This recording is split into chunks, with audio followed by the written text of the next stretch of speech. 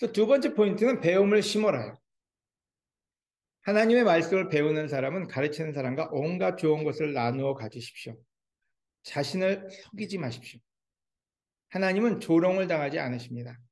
사람이 무엇을 심든지 심은 대로 거두는 법입니다. 자, 아까 첫 번째 문제랑 연결이 된 거예요. 이 구절은 얘기하기를 하나님의 말씀을 배우는 사람은 가르치는 사람과 온갖 좋은 것을 나누어 가지십시오. 왜냐하면 이 구절에서 뭐라고 했지? 하나님의 말씀을 배우는 사람은 가르치는 사람과, 그러니까 가르치는 사람이 있다는 거예요. 온갖 좋은 것을 나누어 가지래요. 무슨 말일까요? 자, 이게 다른 말로 하면 제자 훈련이에요. 우리가 어쩌면은 더 성숙해져야 될 게 있다면 서로가 서로를 어떻게 돕느냐인데요. 제가 이 질문을 해볼게요. 여러분, 하나님의 말씀을 배우고 계십니까? 물론 여러분 교회 다니시니까 다 배우고 있다고 느끼겠죠. 근데 배우는 척을 하고 있을 수도 있고요. 아니면 배울 수 없는 너무나 많은 이유가 있는지도 몰라요. 두 번째는 여러분을 가르치는 선생님은 계십니까?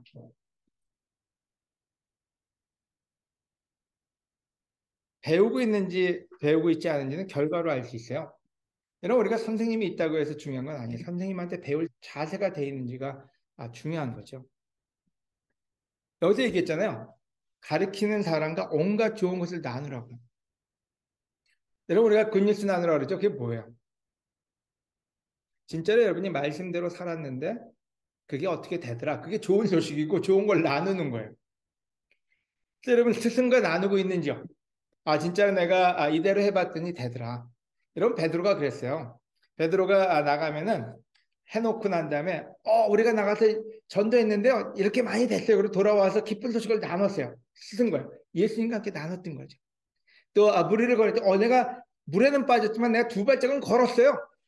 좋은 걸 나눈 거죠. 그러면서 성장하는 제자 생활이 됐고 나중에는 예수님보다 더 큰 일을 하는 놀라운 사람이 될 수 있었던 이유는 선생님이 있었고 배움이 있었고 바로 거기에 열매가 있었기 때문에 우리에게 너무나 놀라운 결과를 보여주고 있는 거예요. 그래서 여러분 특별히 여러분 삶이 한번 되돌아보세요.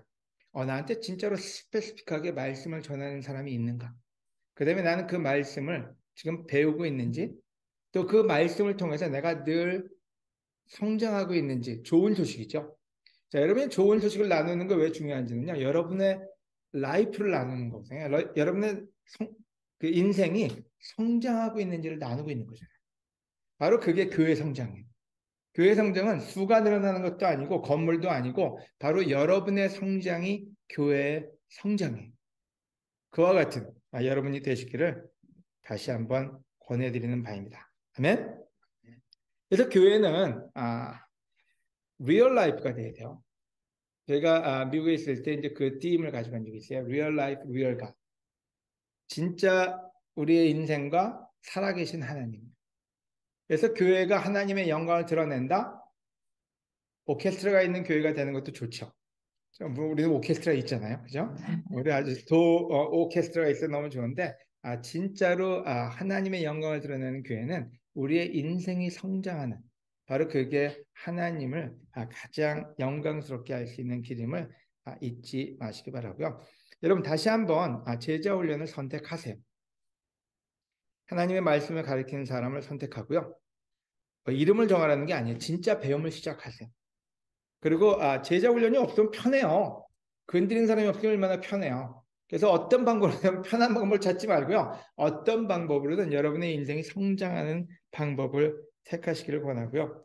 그 다음에 그 안에 그 사람의 사견을 심지 말고 하나님 말씀을 심기 시작하세요. 베드로처럼 배우고 묻고 실천하고 그 다음에 와서 기쁨을 나누는 바로 그 제자 삶. 그게 우리 모두를 기쁘게 할 것입니다. 아멘. 세 번째 포인트로 넘어가겠습니다. 성령님을 위해서 심어라.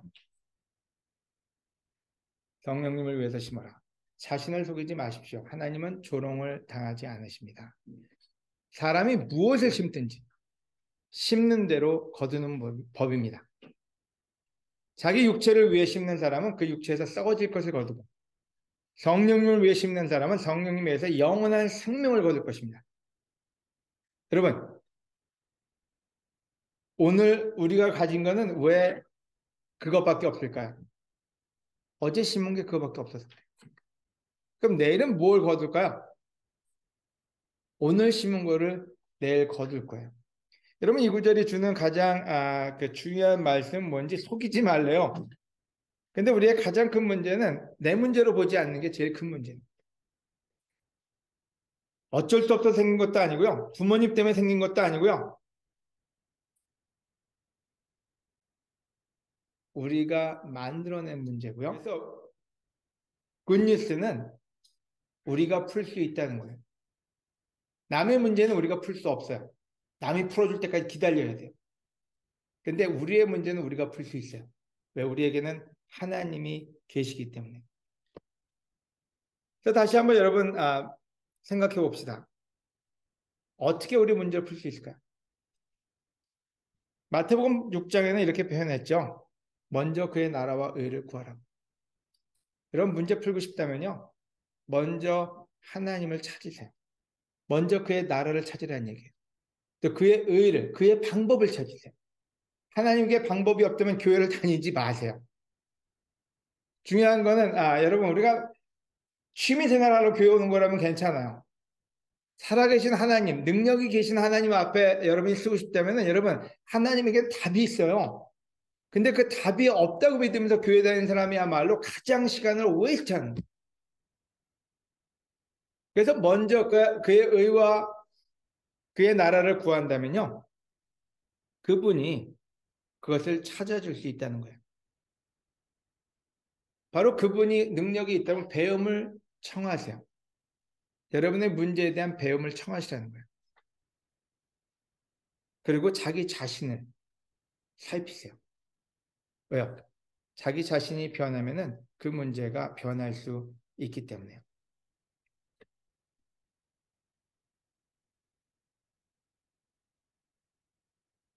근데 문제는 사람이 무엇을 심든지 심는 대로 거두는데요.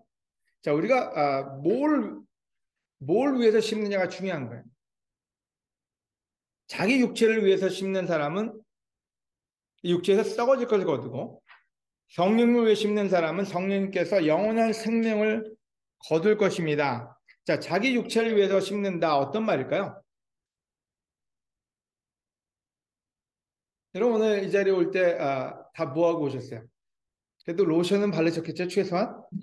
자, 우리 모두가 자기 자신을 위해서, 육체를 위해서 많이 심어요. 뭐 화장도 하고, 옷도 입고, 또 물건도 사고, 가방도 사고, 다 좋아요. 나쁜 거 아니에요.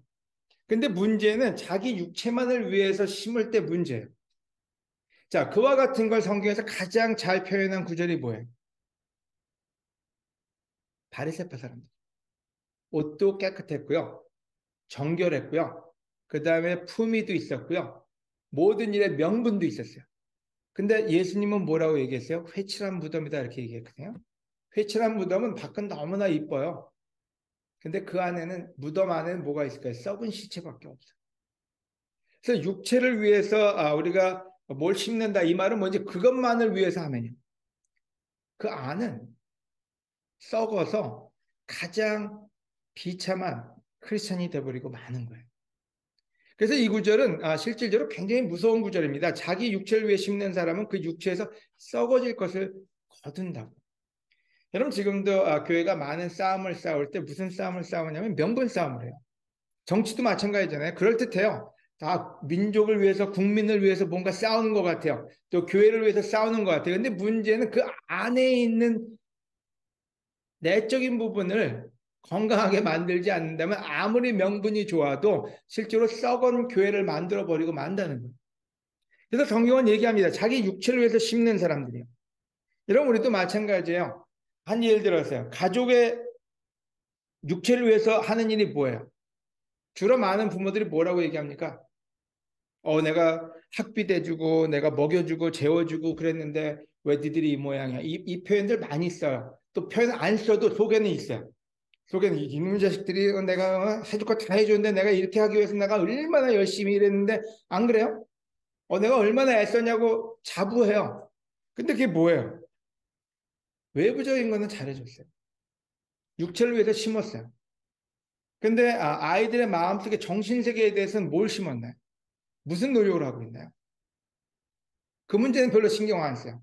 아이들의 마음속에 있는 생각이라든지 또 와이프한테 내가 뭐 사줄 거 다 사주고 집에서 놀면서 왜 이렇게 짜증이야 이러고 얘기할 수 있어요. 죄송합니다. 뭐 여기 있는 사람 특정 인물을 통해서 얘기하는 거 아니에요.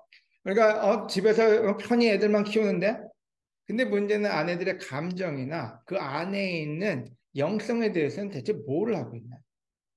이런 성경은 굉장히 리얼합니다. 자기 육체를 위해서 심는 사람은 그 육체에서 썩어질 것을 거둔다. 근데 성령님은 뭐예요? 성령님은 여러분 안에 계세요. 그래서 그 안에 계신 성령님을 위해서 심는 사람은 성령님에서 영원한 생명을 거둘 거라고요. 여러분 크리스천은 왜 영과 혼으로 하나님께 진리로 하나님께 예배를 드릴까요? 하나님은 육이 아니시니까요. 여러분 우리가 우리의 영을 지키지 않는다면요. 우리의 크리스천 삶은 엉망인 크리스천 삶이 됩니다. 근데 그래서 여러분의 안에 있는 성령님을 위해서 심으라고. 여러분의 가족도 마찬가지예요. 여러분 가족의 육적인 거 물론 다 해야 돼요. 여러분 치장도 안 하고 오라는 소리가 아니에요. 여러분 치장하셔야 돼요. 깨끗하게 단정하게 사시는 게 옳은 거예요. 하지만 그걸로 끝나버리면 바리새파 사람처럼 돼버리고 마는 거예요. 말만 번지르 하면 뭐합니까? 여러분 내적인 것이 성장하지 않는데요. 그래서 아내가 됐든 남편이 됐든 자식이 됐든 그 안이 커넥트 돼야 돼요. 여러분 쉽지 않아요. 안 보이기 때문에. 우리가 우선권 둘 수 없어요. 왜? 안 보이기 때문에요. 나중에 해도 된다는 생각이 있어요. 하지만 그것이 제일 중요해요. 여기는 모든 부모, 저도 마찬가지예요. 여러분과 아이들과 커넥트 돼야 돼요. 육적인 커넥션이 아니라 진짜로 안에서부터 영적인 커넥션이 되는 게 중요해요. 그 안에 하나님의 영을 불어넣는 게 우리들의 일입니다. 아내와 남편의 관계요? 여러분, 피지컬리로 같이 살 수 있어요. 하지만 감정이 우리의 영적인 그런 생각들이 함께 될 때 그게 하나님이 원하는 건강한 가정이라는 거예요. 바로 그게 우리가 서로 도와줘야 될 부분이에요. 우리가 도와준다니까 치고받고 싸우는 것만 그만하게 해야지 그게 아니라 진짜로 가족이 하나가 되고 마음이 연결될 수 있거든요. 제자들이 하나가 되는데 그냥 물리적인 하나가 아니라 영적으로 하나가 되게 하는 게 하나님이 우리에게 원하는 일이에요. 그래서 여러분 대체 우리는 뭘 심을 것이냐? 성령을 위해서 심는다면 그것이 바로 여러분의 열매가 될 것이고 여러분의 축복이 될 것입니다. 아멘? 결론은요. 이게 선한 일이에요. 여러분 선한 일은 사람들이 너무나 많은 정의를 내릴지 몰라요. 근데 바로 옆에 있는 사람의 짐을 짊어지고 가는 거예요. 그게 선한 일이에요. 여러분 성령님을 위해서 뭔가를 심는 거예요. 그게 선한 일이에요. 선한 일을 하다가 낙심하지 맙시다. 여러분 지금 여러분이 낙심할 수 있어요. 왜냐면 오늘 했는데 당장 결과가 안 나오니까요. 여러분 도둑놈 심보로 살면 안 됩니다. 농사 짓는 사람들이 오늘 심고 내일 뭐가 나오길 바라면 그건 도둑놈 심보예요. 여러분 오늘 심고 나면요. 그 다음에는 기다릴 줄 알아야 돼요. 오늘 심었는데 왜 안 될까? 내가 오늘 한번 따라하고 애들하고 좋은 시간 보냈는데 왜 우리 아이들이 멋지게 안 변할까? 내가 따라하고 내가 와이프하고 좋은 시간 한번 보냈는데 왜 우리 가정이 제대로 안 될까? 우리 어떨 때 너무 쉽게 생각해요. 여러분 선한 일을 했다면요. 낙심하지 마세요. 오늘 올바른 일을 하고 살고 있다면 여러분 낙심하지 마세요. 밖에서 폭풍우가 치고 난리를 쳐도 괜찮아요. 여러분 포기하지 않는다면 반드시 거둘 때가 올 거라고요. 결론은 이렇게 얘기합니다. 그러므로 기회가 있을 때마다 모든 사람에게 선한 일을 하고 특별히 믿는 성도들에게 더욱 그렇게 하십시오. 자, 여러분 기회가 있을 때마다 제일 먼저는 가까운 이웃에게 특별히 믿는 성도들에게 여러분 제가 좋아하는 건요. 감사하게도 하나님이 대전에 와서 여러분하고 시간을 보내게 너무 감사해요. 왜냐면 인원이 작아서요. 특별히 이 그룹에 일하기 어렵지가 않아요. 여러분도 마찬가지예요. 여러분 지금이야말로 최적의 순간이에요. 지금 이 작은 그룹에 여러분이 최선을 다해서 이웃을 사랑하고 서로의 짐을 짊어지어준 그 사람이 될 때요. 여러분 어쩌면 이 세상에서 가장 축복된 여러분과 여러분의 가정과 하나님을 기쁘게 하는 사람들이 될 수 있을 거라는 믿음이 있어요. 다시 한번 이 시간 말씀으로 여러분 무장하시고 또 말씀으로 여러분 미래를 꿈꾸는 여러분 모두가 되시길 바라면서 레슨을 마치도록 하겠습니다. 아멘.